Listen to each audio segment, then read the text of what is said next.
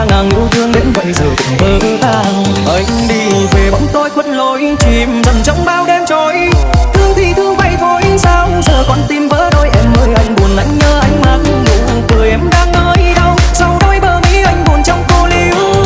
Tiếc thương mà những phút năm đôi ân cần ta tay trong tay. Sao giờ đây lẻ loi chỉ mình anh trong men say thôi đừng rằng lòng ta quên đi em. Hết đêm này ta quên đi em. Ngày mai bình yên sẽ về quên đi em.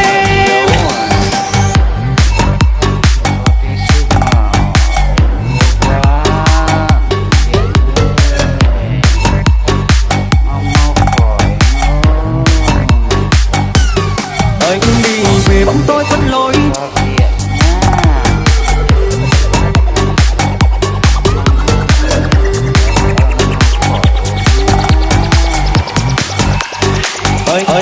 Anh đi về bóng tối khuất lối.